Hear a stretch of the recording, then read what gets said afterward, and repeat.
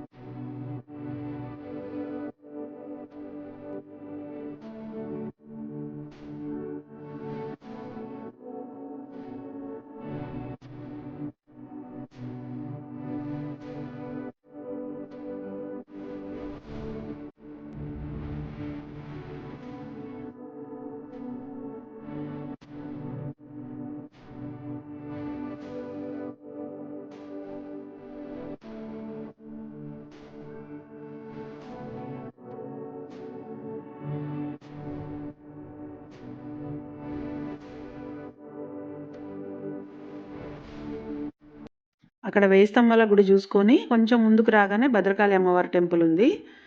భద్రకాళి అమ్మవారి టెంపుల్ చాలా బాగుందన్నమాట, చాలా ప్రశాంతంగా ఉంది. అంటే ఫస్ట్ టైం వచ్చిన నేను, వరంగల్ మనకి దగ్గరే కానీ ఎప్పుడు వరంగల్కి రాలేదు కదా, అందుకని పేరు విన్నాము అక్కడ టీవీలో కానీ ఎక్కడైనా చూడడమే తప్పిస్తే ఎప్పుడు డైరెక్ట్ చూడలేదు. మంచిగా అనిపించింది. మార్నింగ్ టైం కాబట్టి ఏదైనా టెంపుల్కి కొంచెం మార్నింగ్ టైం వెళ్తే ఆ వైబ్ వేరేలా ఉంటుంది కదా, మంచిగా అనిపించింది. తర్వాత ఇంకా సండే కావడం వల్ల కొంచెం జనాలు కూడా ఎక్కువనే ఉన్నారనమాట. ఇంకా గుడి కూడా చాలా పెద్దగానే ఉన్నది, చాలా పెద్దగా ఉంది. అమ్మవారు మనం ఇట్లా ఎంట్రన్స్లోకి వెళ్ళగానే అసలు కళ్ళకి ఇట్లా కొడుతుంటుంది, అంటే అట్లా కనిపిస్తుంటుంది, పెద్ద పెద్ద కళ్ళు పెట్టుకొని. చాలా చాలా బాగా అనిపించింది. గుడి లోపల కూడా మంచిగా సామ్యానాలు అన్నీ వేసిరనమాట. సమ్మర్ కాబట్టి జనాలు ఎక్కువ వస్తారు కాబట్టి ఫేమస్ టెంపుల్ అంట ఇక్కడ ఈ ఏరియాకి మొత్తము, అందుకని మంచిగా అనిపించింది. వచ్చినందుకు మనం ఇక్కడ ఇట్లా టెంపుల్స్ చూసుకుంటూ వెళ్తే మనసు కూడా ప్రశాంతంగా అనిపిస్తుంది. ఇంక ఇక్కడ దర్శనం చేసుకొని కొంచెం ముందుకు వచ్చి గుడి ముందుకు వచ్చిన తర్వాత అక్కడ టిఫిన్ చేసుకున్నాం. టిఫిన్ చేసుకున్న తర్వాత చక్కగా మేడారం బయలుదేరినాం అనమాట.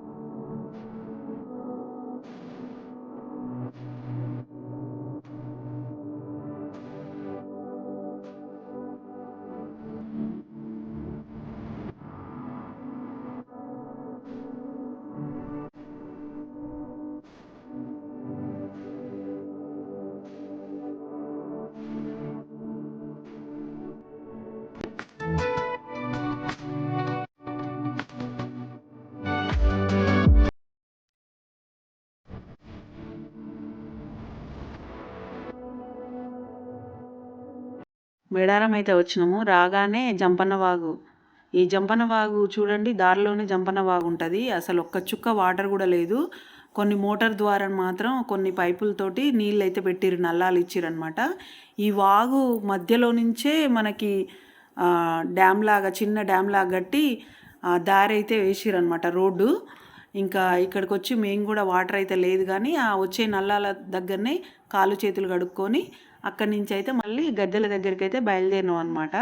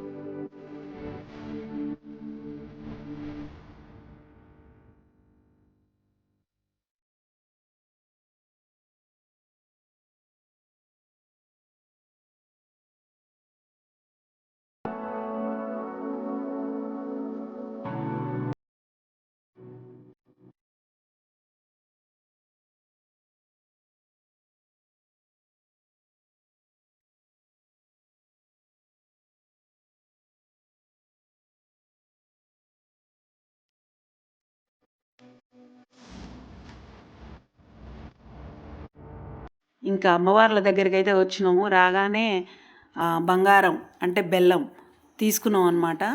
చిన్నవి తీసుకొని హాఫ్ కేజీ ఉంటాయి కదా, అందరం తీసుకొని ఇంకా అందరు చూడండి, అందరూ నెత్తి మీద పెట్టుకుని ఎన్ని కేజీలు నేను వాళ్ళని చూసి దెబ్బకే తీసి సంచులు వేసుకున్నాను అనమాట. వాళ్ళే అంతంత పెద్దగా ఉన్నాయని చెప్పి.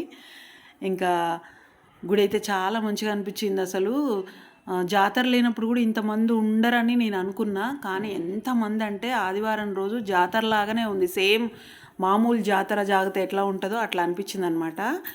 యాక్చువల్గా అయితే మేము చిన్న జాతర జరిగేటప్పుడే వద్దాం అనుకున్నాము, కానీ ఇంకా అప్పుడు రాలేదు.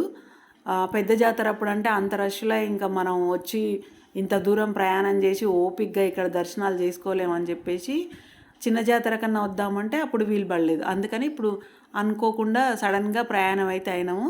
వచ్చినందుకు మంచిగా అనిపించింది.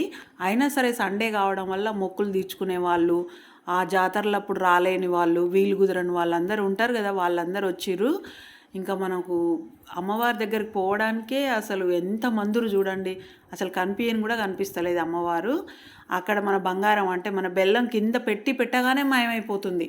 ఆ కింద 2 చేతులు వచ్చి అందుకపోతారు. అసలు ఎవరు తీసుకుంటారో ఏం చేస్తారో తెలియదు.